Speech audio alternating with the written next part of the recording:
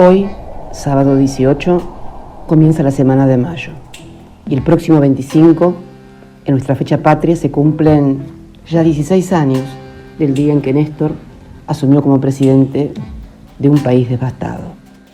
Quiero dirigirme a mis compatriotas para compartir, como siempre, reflexiones y también, claro, decisiones.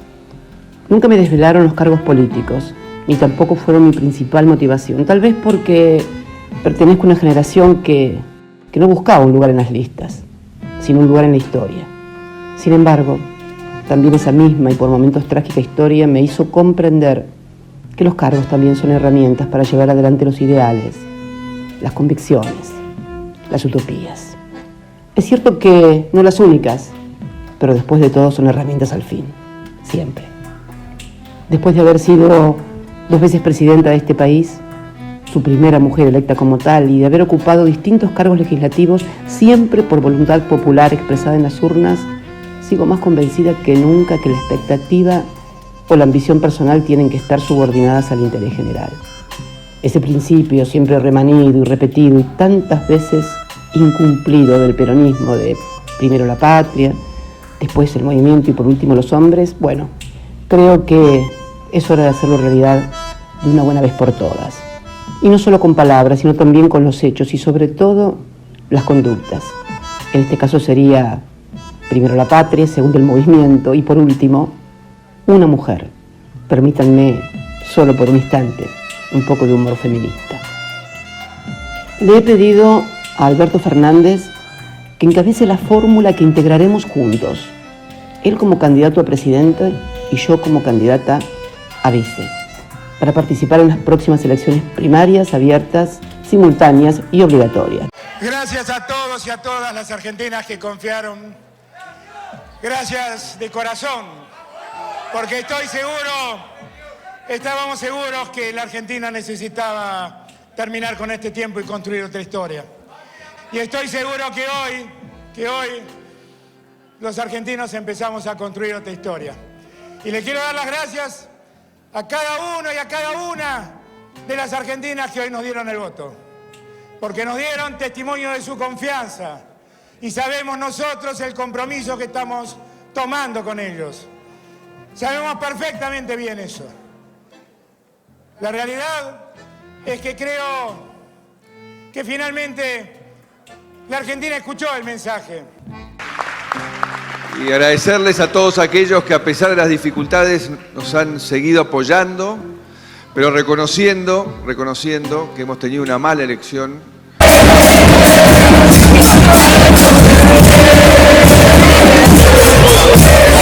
Cruz, luego de un día de elecciones nacionales en nuestro país. Quiero, en primer término, felicitar a todos y cada uno de los argentinos y de las argentinas que durante todo el día han concurrido a votar. Creo que es muy importante porque se viene desarrollando afortunadamente desde la Argentina democrática nuestras elecciones sin ningún tipo de inconvenientes ni dificultades. Toda la gente yendo a votar. Así que felicitaciones para todos y todas. Y también un agradecimiento muy, pero muy, muy grande a todos los hombres y mujeres, jóvenes, mayores, a todos y a todas las que han apoyado esta propuesta del Frente de Todos. Olá pessoal, tudo bem? Eu sou o Cristiano e esse é o nosso canal Em Nome da Rosa. Antes de iniciarmos o vídeo, eu gostaria de explicar o porquê de tanta demora para eu publicar esse vídeo. Então, eu resolvi gravar o vídeo no dia posterior ao resultado das primárias, mas eu tive problemas com a bateria, que infelizmente só terminou de carregar quando já era muito tarde. Assim, eu decidi gravar o vídeo na terça-feira, só que aí eu tive outro problema. Dessa vez foi a falta de espaço. Então, não deu para gravar. Aí resolvi deixar para quarta-feira, mas novamente outra tentativa fracassada. Ontem eu fiquei sem internet no celular e no computador. Portanto, hoje, quinta-feira, nós vamos para mais uma tentativa. Espero que dessa vez role, né, pessoal? Só que eu já vou avisando a vocês que hoje eu vou fazer em formato de áudio, em razão de ser um vídeo mais longo e por eu estar com pouca memória no celular, né? Sabe como é, né? 16 GB é muito pouco espaço de armazenamento. Pois bem, feitas essas explicações iniciais, vamos então para o vídeo. Então, como vocês já perceberam aí pelo título, no vídeo de hoje nós vamos discutir o resultado e os desdobramentos das primárias argentinas, que culminou aí com a vitória da chapa Alberto Fernandes e Cristina Kirchner, chapa popularmente conhecida como Fórmula FF pelos argentinos. Primeiramente, o que podemos dizer é que o resultado de vitória em si, ele até não surpreende muito, tendo em vista que todos os institutos de pesquisas já apontavam a Fórmula FF à frente em todos os cenários, independente da elasticidade ou do encurtamento desses resultados, né? Então, eu gostaria de frisar que as últimas pesquisas, elas apontavam até uma pequena recuperação do Macri e até mesmo uma possibilidade de segundo turno. Só que quando foi para valer mesmo, o resultado foi bastante acima da expectativa, né? Mas calma lá, pessoal. Por outro lado, antes da divulgação dos resultados, e eu estou dizendo isso para quem não acompanhou a cobertura, olha, pessoal, atrasou um monte a divulgação do resultado, até muito mais do que o normal.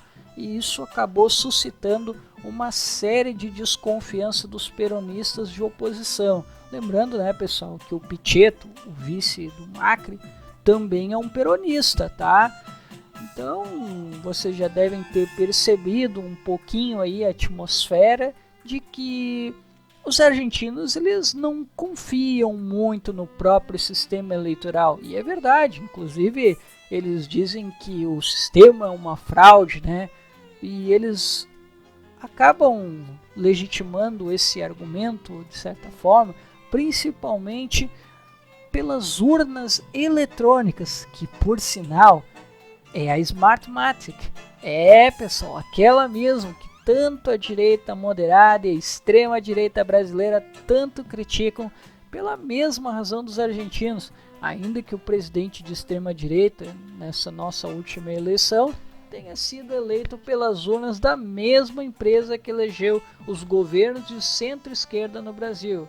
Desconfianças à parte, a Fórmula FF conquistou uma grande vitória nas primárias por uma vantagem, eu diria, bastante ampla, de quase 15 pontos percentuais. As primárias, também conhecidas aí como passo, além delas delimitarem quem são os candidatos habilitados às eleições gerais, eu costumo dizer que elas cumprem uma função de uma espécie de um termômetro, de uma grande pesquisa em nível nacional, antes que ocorra aí as eleições gerais. E só para nós ilustrarmos aqui a grandeza dessa significativa vitória peronista, se o resultado das primárias se repetir nas eleições gerais, de acordo com os critérios da legislação eleitoral argentina, que prevê a dispensa do segundo turno, caso o candidato que lidera a disputa alcance os 45% e mais um voto, ou que o candidato que lidera a disputa alcance 40% dos votos e tenha 10 pontos percentuais de diferença do segundo colocado, automaticamente, né, pessoal, como vocês já podem imaginar, pelos argumentos que a gente expôs, o Alberto Fernandes, ele se elegeria no primeiro turno por ambos os critérios. Ainda sobre essa questão dessa vitória nas primárias, eu pude observar por parte da esquerda um debate aqui na internet sobre o possível fim do neoliberalismo. Pessoal, calma aí, tá? Nós devemos lembrar que o Partido Judicialista, o PJ, como também é conhecido, ele é um partido da ordem. Portanto, dentro de uma lógica do Estado burguês, o que ele fará será apenas uma contenção de danos. A prova disso é que no dia posterior, o Fernandes já tratou de acalmar os mercados, que acabaram reagindo à vitória da centro-esquerda e a derrota, claro, bastante contundente do candidato que representava os interesses do capital financeiro. Ressalto também que até mesmo o próprio Macri resolveu conversar com o Fernandes para tratar da transição do governo. Portanto, galera, cuidado para nós não forjarmos uma narrativa maniqueísta na qual aí a Cristina e o Alberto representam o bem e o Macri o mal. Não sabemos ainda as reais intenções do Alberto, que esteve bastante tempo afastado, e da Cristina, que, excetuando o cenário internacional, com o baixo valor das commodities, a questão dos fundos abutres, da reestruturação da dívida naquele calote de 2001, sabemos que ela não teve uma jornada muito boa no seu segundo mandato. Até porque ela cometeu alguns equívocos, a meu juízo, bastante graves, que foi aquela mudança no cálculo da inflação e aquela mudança na equipe do Instituto Nacional de Estatística e Censo, também conhecido como IDEC, em razão dos números negativos que a Argentina vinha apresentando. Então, pessoal, não se iludam com esse negócio de rompimento do neoliberalismo. Contudo, ainda que não tenhamos força para barrar totalmente o neoliberalismo, eu considero sim importante o enfrentamento de algumas pautas específicas dentro da agenda neoliberal. Por essa razão, eu acredito que vale sim dar o voto ao PJ para nós disputarmos o poder dentro da institucionalidade. Em paralelo com o que nós estamos discutindo aqui, eu até quero trazer para vocês uma análise em uma perspectiva um pouco mais marxista, de classe, para que nós possamos analisar um pouco melhor o interior dessa disputa. Em 2015, o mote da campanha que levou o primeiro não peronista à Casa Rosada, que eu estou falando aqui, lógico, do Macri, acho que vocês já perceberam, era o combate à pobreza, era reduzir a inflação e atrair investimentos externos. Contudo, nada disso ocorreu. Assim que o Macri assumiu, ele impôs uma agenda liberalizante muito semelhante àquela dos anos 90, do Menem e do Cavaggio, que em síntese era só privatizar, desburocratizar e desregulamentar muita coisa. Só faltou tá ok, Curioso, essa agenda ela até parece familiar a nós brasileiros, não é? Bem, o governo mal começou e o Macri reajustou os preços da eletricidade, do gás, da água e dos combustíveis, que antes eram subsidiados, e isso acabou elevando os preços para aproximadamente 375%. Em seguida, ele cortou os serviços públicos, gastos sociais, e ele fez algumas alterações no câmbio, que antes os peronistas, da Kirchner haviam feito. Só que isso só piorou a renda da classe média e dos mais pobres. E, paralelo a isso, ele baixou as tarifas para os artigos de luxo, como champanhe e carros importados. Ó que beleza! E, por fim, sabe essas reformas que a gente está discutindo aí no Brasil, como reforma da Previdência, reforma trabalhista, reforma tributária. Pois é, elas já foram discutidas e aprovadas em consonância com uma agenda de austeridade bastante comum em qualquer governo liberal, né? E acho que vocês já lembram aqui do Temer, perfeito? Portanto, pelo que já podemos aqui depreender, é que o Macri ele atende a que interesses, o Macri ele atende e a quem ele serve. E também já podemos perceber quem são aqueles que reagiram a essa agenda perversa que levou uma candidatura que representava o outro polo dos antagonismos de classe. Então, percebendo isso, após a derrota, né, o Macri, que antes do resultado das primárias, malandramente, né, percebendo a conjuntura, né, ele havia decretado o congelamento dos preços até a eleição, tá?